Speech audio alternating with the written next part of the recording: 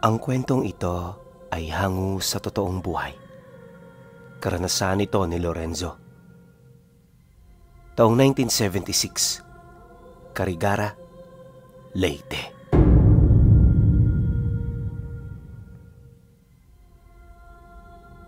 Isang lugar na punong-puno ng misteryo ang bayan ng Carigara. Sinasakop ito ng barangay na pinagbubuklod ng iba't ibang pamilya na nagmula sa mga karatig lugar. Sa mga panahon kasing ito, usong-uso ang paglilipat-lipat ng mga lugar. Malimit itong ginagawa ng mga pamilyang may tinatakasang atraso sa lugar kung saan man sila isinilang. Ngunit sa kabila ng ganoong katotohanan, marami pa rin sa mga tao roon ang hindi naniniwala sa ganoong kalakaran. Ito ang dahilan kung bakit sa loob ng 2 dekada, nasakop ng mga aswang ang iilan sa mga baryo ng Carigara. Alam na alam ito nila Lorenzo, gawa ng ang sarili niyang ama mismong isa sa mga namumuno rito. Hindi man sa pagmamayabang pero ang kanilang ama ang nagpapalakad sa lupain ng Bulacanad at Manloy. Bawat albularyong naninirahan sa lugar na yon, respetado ang kanilang pamilya. Makailang beses na rin kasi nitong pinatunayan ang kanyang kakayahan sa pamamagitan ng duelo laban sa pinuno ng mga albularyo. Kahit gumagamit ng kapangyarihan ng kaliwa itong ama ni Lorenzo, nakaya pa rin niyang magtagumpay sa kabila ng tindi ng kanyang mga pinagdaanan. Magmula rin noong natalo niyang namumuno sa samahan, nakuha ng kanilang pamilya ang reputasyon at respeto ng mga ito. Naging matapat din sa kanilang mga albularyo, kung kaya't sa paglipas ng mga buwan at taon, naging panatag sila na kasama ang mga ito. Ang kaso lang, dumating ang araw na tinraidor ang kanyang ama. Hindi ang mga albularyong may gawa, bagkus ang mga kalahi ng tatay niya na itinuturing na nitong parang mga kadugo at kapatid. Sa pamamagitan ng isang malakas na lason, tuluyan nitong naipasawalang bisa ang lahat ng kakayahan ng kanyang ama. Habang unti-unting bumabagsak at nawawalan ng lakas, hindi na nag-alinlangan ng mga kauri nitong aswang na salakayin ang bawat lugar kung saan naninirahan ang mga antingero at mga albularyo nitong kaibigan. Nang matunugan naman ito ng kabilang pangkat, agad itong lumikas sa unahang bahagi ng Manloy para tumakas at magkaroon ng isang magandang pwesto. Awa naman ng Diyos, naging matatag ang depensa ng mga albularyo, kaya hindi ito basta-bastang napasok ng kalahi ng kanyang ama. Sa kabilang dako naman, nanatili sila sa baryo kung saan sila naninirahan. Bagaman wala ng lakas ang tatay niya para makipaglaban, hindi ito kayang galawin ng mga kalahi nito. Ang pagpatay kasi sa kapwa aswang, gayon din sa pamilya nito, ituturing ng lahat bilang isang walang kapatawarang parusa. At sa sandaling mangyari ang ganoong bagay, lahat ng mga makakakita sa kanila, kalahi man o hindi, obligadong makipaglaban sa kanila. Tanging malalakas na uri lang din ng aswang ang hindi saklaw sa ganoong uri ng sumpa. Subalit ang mga ito pinuno, bibilang lamang ng mga daliri. Sila kasi ang uri ng mga nilalang na nalagpasan na ang antas ng pagiging aswang at gabunan. Kumbaga, nasa ibabaw na sila ng 2 antas, kaya anuman ang batas na sinusunod ng mga nasa ilalim, hindi na sila nito naaapektuhan. Dahil dito, hindi nagalaw ang kanilang pamilya, ngunit ibang usapan na sa mga kadugo nila. Magmula kasi noong nanghina ang kanilang padre de pamilya, unti-unti na ring nanalasa ang mga kalaban nila. Lahat ng mga kamag-anak nilang hindi umalis sa baryo, pumanaw sa kamay ng mga ito. Kahit nga noon si Lorenzo, nasaksihan ng ganoong karumal-dumal na gawain ng mga nilalang na itinuring nilang kadugo. Dahil sa ganoong pangyayari, unti-unti nang lumiit ang lupang kanilang ginagalawan. Madalas hindi talaga sila lumalabas lalo na kung wala namang kailangan. 3 buwan ding pinagtiisan nila Lorenzo ang ganoong gawain hanggang sa dumating ang puntong unti-unti na niyang napapansin na nanghihina na ng husto ang kanyang ama. Isang gabi, matapos nilang maghapunan, bigla na lamang siya nitong ipinatawag. Walang kaide-ideya si Lorenzo ukol sa kung ano ang sasabihin nito. Ngunit pinili niyang tumugon. Pagpasok niya sa loob ng silid, tumambad ang tatay niya na ubod na ng baho. Sa tabi nito, naroon ang kanyang ina na walang patid na nagpupunas doon ng bimpo. Pagsilay naman ito sa kanya, agad naman yung tumayo kasabay ng dali-dali nitong paglabas. Pagsarado naman ito ng pinto, agad naman niyang nakita ang tatay niya na dahan-dahang umuupo mula sa pagkakahiga. Sa estado nito, animoy hindi mo iisipin na meron itong karamdamang walang lunas. Bagaman nakapagtatakang ipinapakita nitong lakas, nasisiguro niyang meron itong bagay na nais iparating sa kanya. Makalipas pa ang ilang minutong pagtitigan nila, dahan-dahan naman siya roong lumapit kasabay ng pag-upo niya sa tabi nito. Matapos nun, matyaga siyang naghintay sa kung ano ang sasabihin ng kanyang ama. Nang mapansin naman ito ang kanyang ginawa, tahimik lang naman itong napasilay sa kanya. Maya-maya pa, tinapik nito ang kanyang balikat habang nagsasalita. Lorenzo, ramdam kong hindi na ako magtatagal. Sa lahat ng anak ko, ikaw ang pinakamalapit sa akin.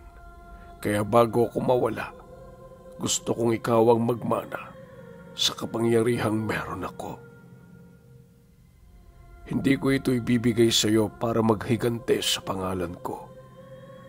Bagkus ibibigay ko ito para mapanatili ang lahi na ating sinimulan. Huwag kang gumaya sa pagkakamali ko, aking anak. Tandaan mo sa lahat ng oras, pamilya lang ang iyong mapagkakatiwalaan. Maraming tao sa mundong ito ang traidor, kaya huwag kang magpakakampante kahit sa malalapit mo pang kaibigan. Pagkasambit naman ng kanyang ama ng mga kataga, dito na nito dahan-dahang ibinuka ang kanyang bunganga. Ayon kay Lorenzo, na habang ginagawa ito ng kanyang ama, naglalabas ito ng kakaibang amoy na halos hindi niya kayang masikmura. Hindi man sa pangiinsulto pero ang amoy ng bibig ng tatay niya katumbas sa bangkay ng taong naaagnas na. Marahil kaya ganong kabaho ang bunganga nito ay dahil sa ubod na ng dilaw nitong ngipin tapos nangingitim nitong mga gilagid at dila.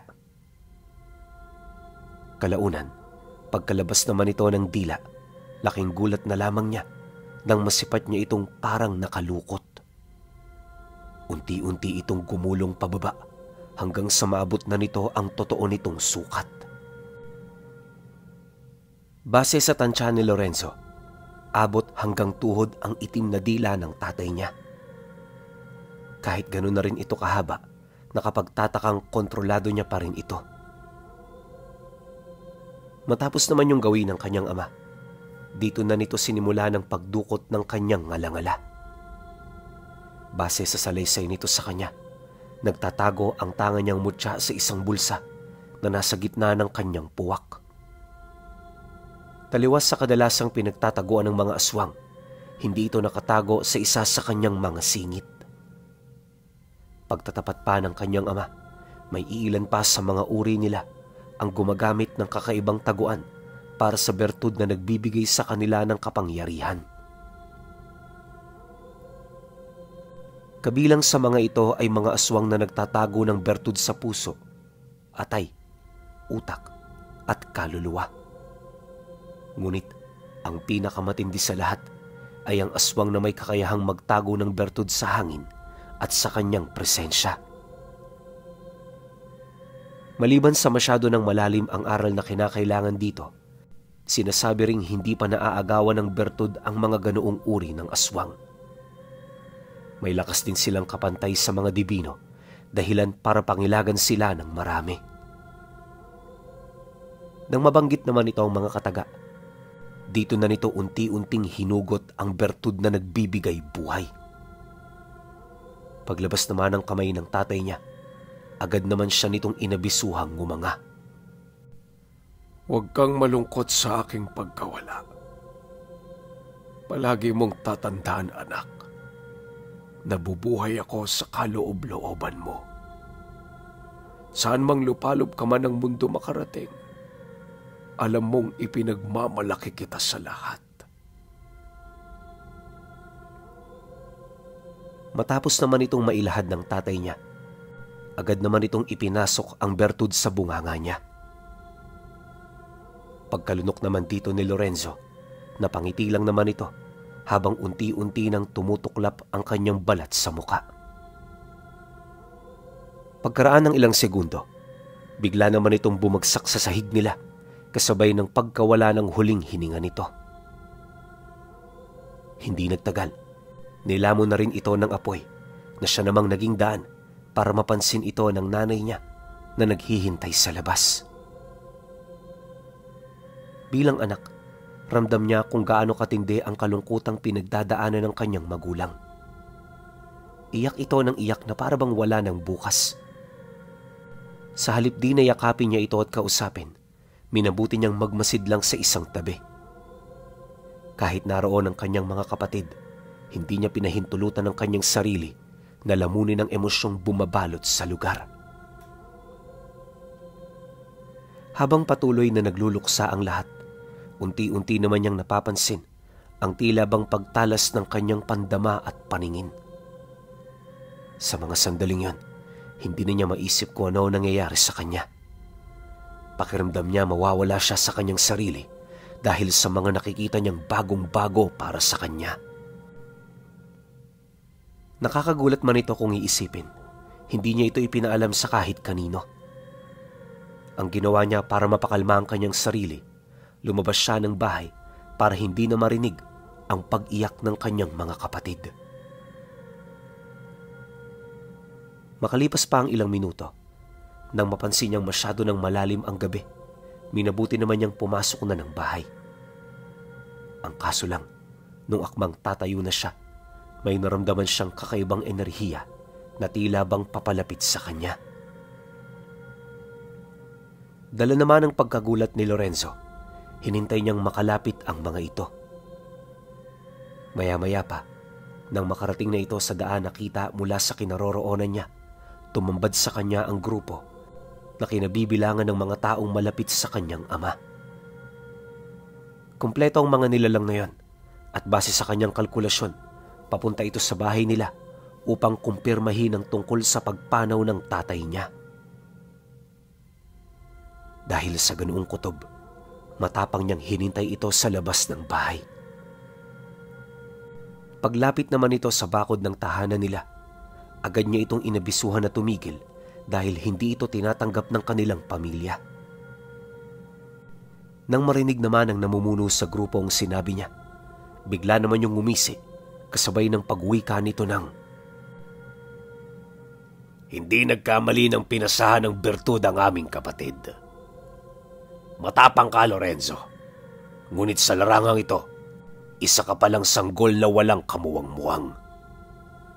Marami ka pang kakaining bigas bago ka dapat sumagot sa amin ng ganyan. Hindi kami pumunta rito para makipag-usap sa iyo, bata.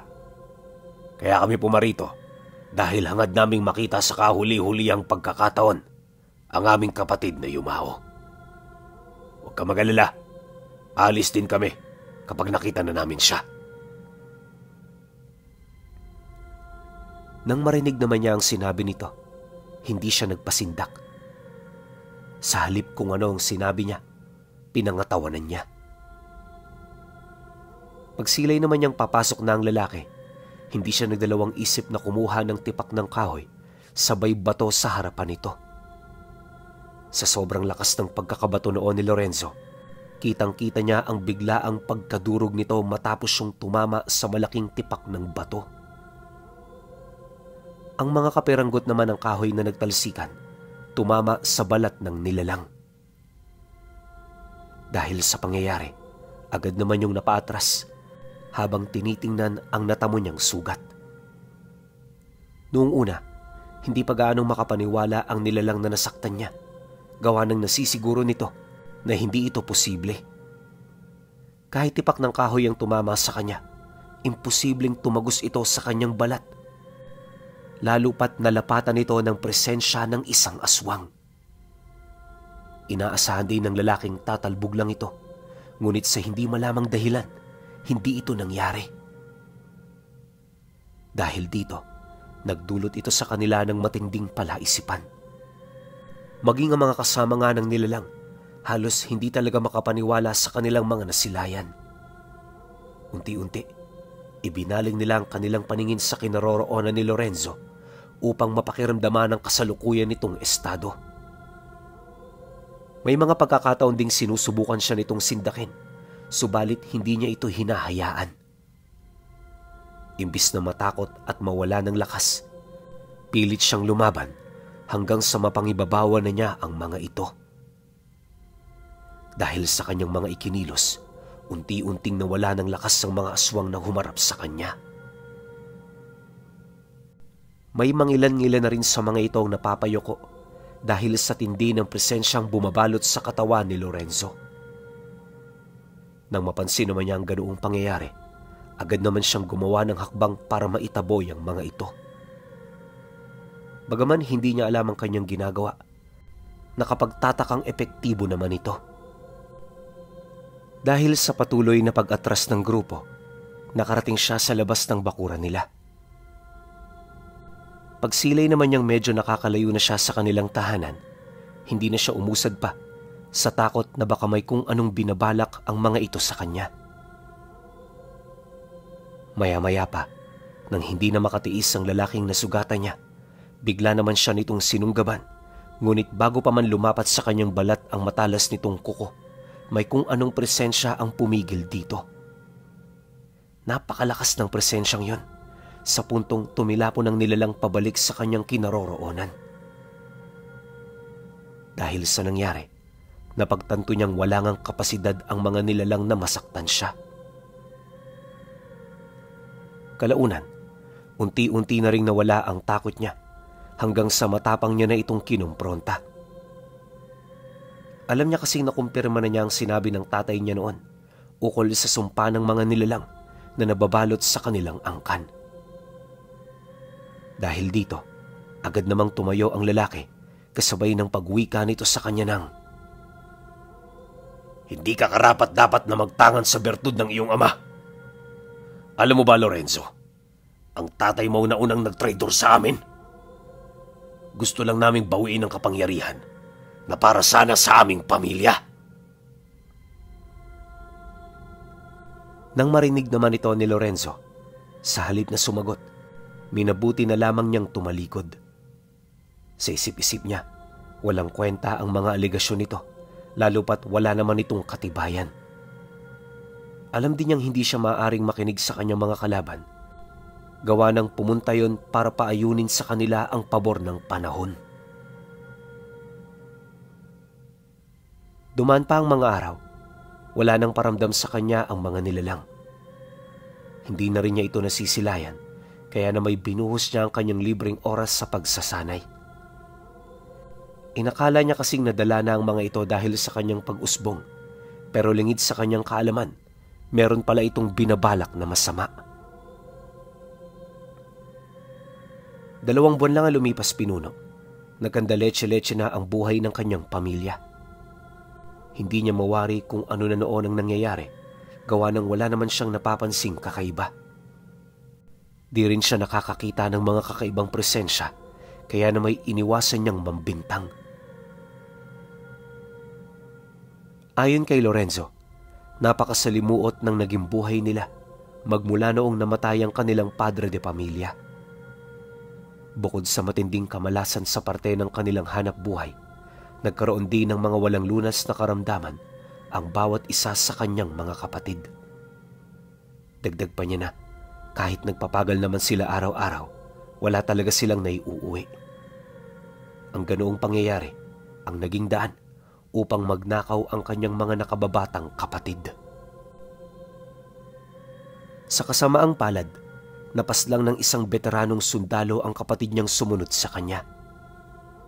Sa galit noon ni Lorenzo, pinatay niya kaagad ang matandang bumawi sa buhay nito. Inakala rin niyang hanggang doon na lang ang kalbaryo ng kanilang pamilya, ngunit ang hindi niya alam, ito pa lang ang simula. Matapos mailibing ng pumanaw niyang kapatid, mas lalo pang lumaki ang problema. Ilang araw lang kasi ang lumipas, nawala na sa sariling bait ang nanay niya. Sigaw ito ng sigaw, na animoy meron itong kaaway. Ang mga kapatid naman niya, tulala na lang sa sala ng bahay dahil sa hindi na ito nakakakain ng tama. Ang mas nakakalungkot pa sa lahat ay yung pagpupumilit niyang itaguyod ang kanilang pamilya, ngunit maging siya man, wala ring nagagawa. Lahat ng mga taong nilapitan niya, kusa siya nitong tinatalikuran na animoy ayaw nitong mapabilang sa kanyang problema. Wala namang nagawa si Lorenzo, kundi ang hayaan ito, gawa ng bawat tao alam niyang merong kalayaang mamili sa kanilang mga tutulungan. Iniwasan din niyang magkaroon ng galit sa mga ito upang hindi siya tuluyang masakop ng kadiliman. Sa abot ng kanyang makakaya, pinilit niya talagang tulungan ang mga kamag-anak niya. Ngunit sa kasamaang palad, hindi niya ito nagawa. 4 na buwan lang din ang itinagal bago pumanaw ang lahat, maliban sa kanya at sa pinakabunso nila. Subalit kagaya ng mga nauna, meron din itong iniindang karamdaman na hindi talaga niya matukoy kung ano. Gayunpaman, hindi siya sumuko, kaya hanggat may oras pa, kung kani-kanino pa siya humingi ng tulong. Lumapit na rin siya sa mga albularyo para lamang may isang guni ang nararamdaman nito, subalit wala rin itong nagawa. Huling kadugo na yon ni Lorenzo, kaya matinding problema ang naidulot nito. Dala ng matinding desperasyon, nagdesisyon na siyang lumapit sa demonyo. Kapalit ng buhay ng kanyang bunso ay ang kalahati ng kanyang kaluluwa. Bagaman alam niyang may isa itong mabigat na kapalit, sadyang sa mga sandaling yon, ito na lamang ang nakikita niyang pag-asa. Dahil sa mga naiwang karunungan ng kanyang ama, hindi na naging mahirap ang lumikha ng mga ritual pantawag. Upang mas maging epektibo naman ito, ginawa niya ang ritual sa buwan ng mga patay. 3 gabi niya itong pinaghandaan at 1 linggo naman niya yung pinagdasalan. Paulit-ulit lang ang naging proseso hanggang sa magawa niya ang mga simbolong dadaanan ng demonyo. Pagtungtong ng araw na yon, kasama ang kanyang kapatid, taimtim niyang binuksan ang lagusan patungong impyerno. Eksaktong hating gabi nang bumukas ito, kasabay ng paglabas ng isang demonyong nababalot ng likidong apoy at asupre. Bago na ito sinimula ng panggagamot, nilagyan siya nito ng marka sa kaliwang bahagi ng pisngi niya. Ayon kay Lorenzo, ang markang iniwan nitong magsisilbing simbolo na pagmamay-ari na ng impyerno ang kalahati ng kanyang kaluluwa. Kakibat din ng ganoong kapalit ay ang paggantimpala nito sa kanya ng karagdagang kapangyarihan dahil sa kanyang ipinamalas na katapangan. Matapos naman itong may isa katuparan ng nilalang, unti-unti itong naglaho, kalakip ang pag-iwan nito ng huling mensahe. Kung hangad mong mabuhay ng maayos ang iyong kapatid, ilayo mo siya sa iyong poder. Hanggat mananatili siya sa tabi mo, hindi siya mapapanatag. At sa ikalawang pagkakataon na magkasakit siya, wala ka nang magagawa kundi ang maging saksi sa nalalapit niyang kamatayan. Lorenzo, bilang isa ka ng disipulo ng Karimlan, Hayaan mong ibigay ko sa iyo ang mga nilalang na responsable sa pagkasira ng buhay mo. Ang mga nilalang na tinutukoy ko, walang iba kundi ang mga nilalang na pumaslang din sa iyong ama. Gumamit sila ng babaylang mangkukulam para pahirapan ang iyong pamilya. Pagkasambit naman ito ng demonyo, parang bula itong naglaho. Mabilis ding nawala ang apoy sa paligid hanggang sa tuluyan na itong nanumbalik sa normal. Pagtahimik naman ng lugar, dali-dali naman niyang nilapitan ng kanyang kapatid para ito ay tulungan. Habang pinagmamasdan niya ang kalagayan nito, hindi niya may pagkakailang matinding galit na yumakap sa kanya. Sa isip-isip niya, wala siyang dapat palagpasin sa mga nilalang na naging sangkot sa kanilang paghihirap. Bago rin niya ito isakatuparan, siniguro niya munang makakahanap siya ng matutuluyan ng kanyang bunso. Masakit mawalay dito, pero alang-alang sa kanyang mga namayapang magulang at kapatid, kinakailangan niya itong gawin. Lumipas ang gabing yon. Binago na ng tuluyan ni Lorenzo ang kanyang katauhan. Hindi na siya lumalabas ng bahay na walang maskara para lamang maitago ang marka ng impyerno sa mukha niya. Hindi naglaon. Nang makahanap na siya ng matutuluyan nito, agad naman siyang bumalik sa kanyang pamamahay para maghanda.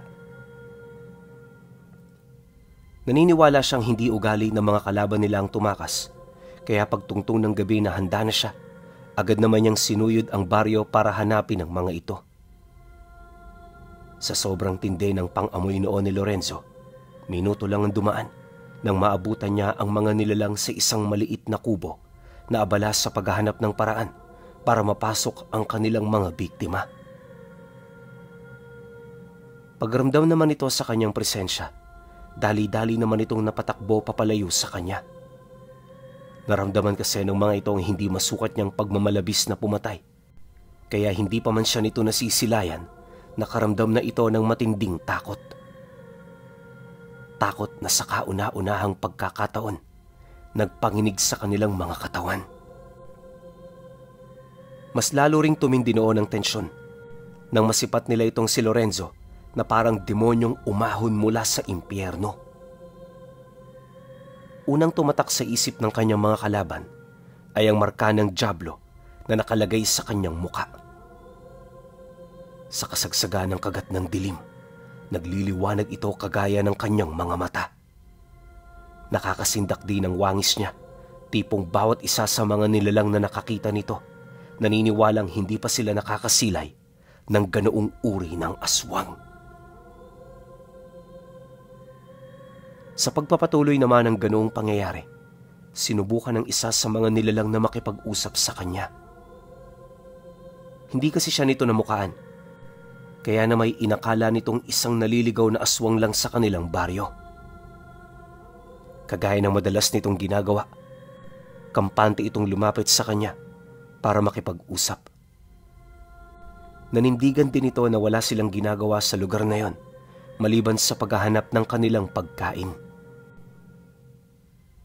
Nang marinig naman ni Lorenzo ang sinabi ng nilalang, imbis na sumagot, dahan-dahan niyang ipinagdikit ang kanyang mga palad sabay sambit ng mga buhay na salita. Pagtitig naman niya sa lalaki, bigla na lamang natapyas ang kalahati ng ulo nito. Ora mismo itong bumagsak sa lupa kasama ang walang buhay nitong katawan. Matapos naman itong masilayan ng iba pang mga nilalang, nagdulot ito sa kanila ng matinding takot. Hindi nila mawari pero pakiramdam nila pati ang hangin na umiihip sa paligid kalaban nila. Dahil dito, nagsimula na silang magsalita ukol sa kasalanang kanilang nagawa sa nilalang na yon. Ngunit sa kasamaang palad, imbis na magalit itong si Lorenzo, nagsenyas lang itong sumugod. Nang mapagtanto naman ng mga nilalang na wala na silang mapagpipilian, hindi na sila nagdalawang isip pa na kalabanin siya. Sa pamamagitan ng kanilang mga lakas at bilis, buong tapang nila itong pinagtulungan Ngunit kagaya ng inaasahan, wala sa kanila ang may kakayahang makabasag ng sumpa sa lahat ng lahi ng mga aswang. Nang mapansin naman yun ni Lorenzo, dahan-dahan siyang ngumisi, sabay sabing, "Paano niyo ako matatalo niyan? Hindi niyo nga kayang basagin ng sumpang inyong kinagisnan." Hindi ako makapaniwala na ganito ang mga nilalang natatapos sa buhay ng aking ama at pamilya. Pagkasambit naman niya ng mga kataga, agad naman niyang inihipan ng usalang kanyang matatalas na kuko hanggang sa tuluyan na itong magbaga. Kahit malayo ito sa mga nilalang nakaharap niya, alam ng mga ito kung gaano kapanganib ang kanyang sandata.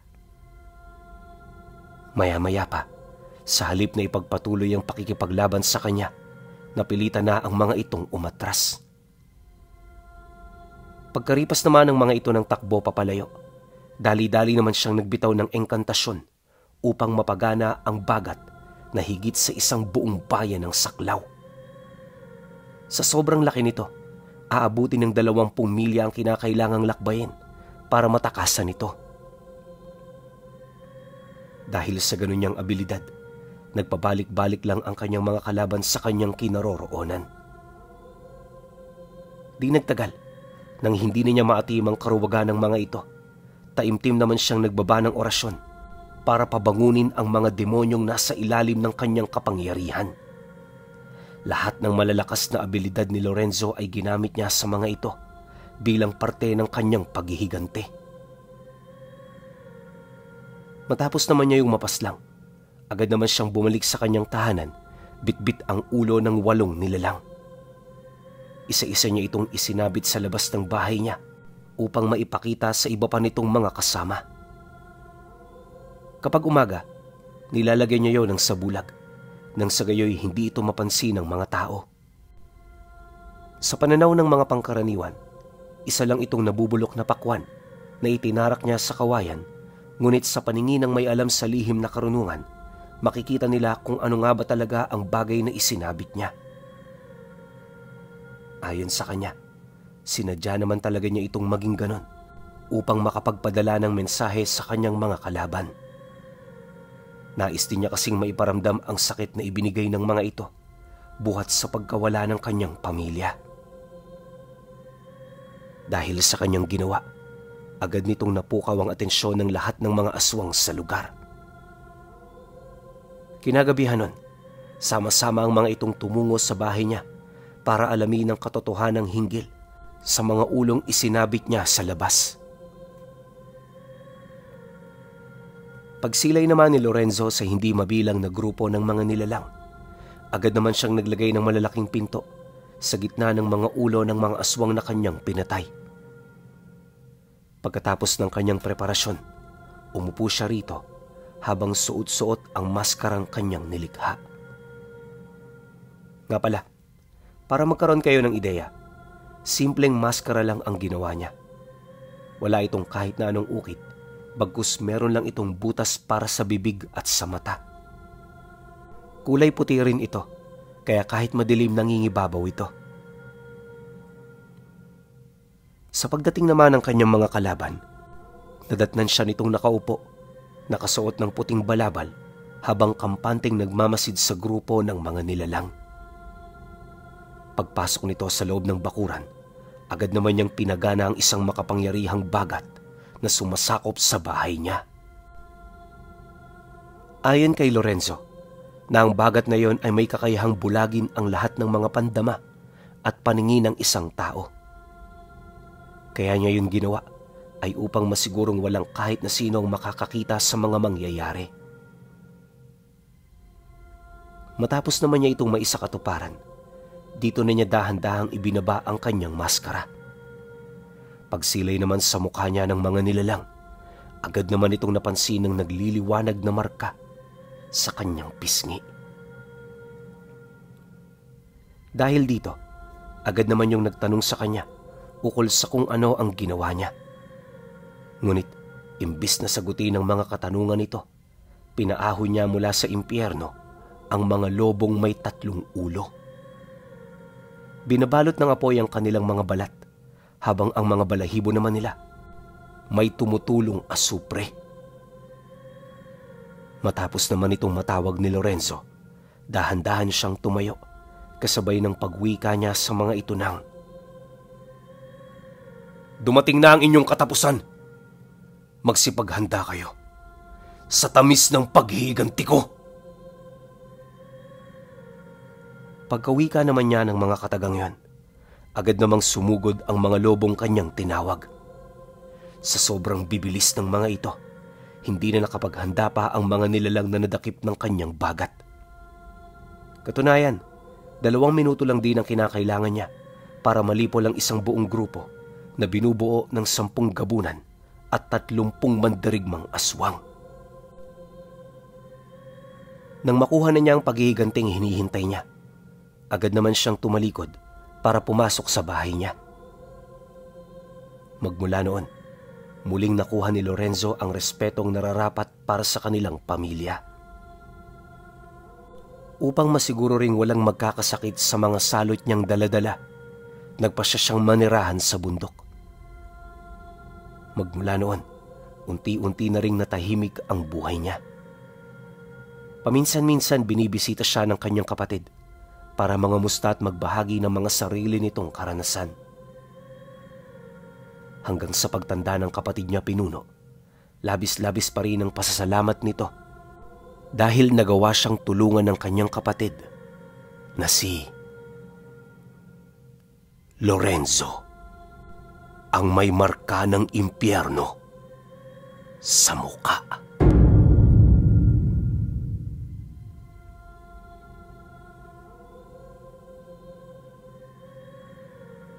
Sobrang nalulungkot ako sa kwento na to, lalo na sa sinapit ng pamilya ni Lorenzo. Magpakatatag ka kung sakali mang buhay ka pa ngayon.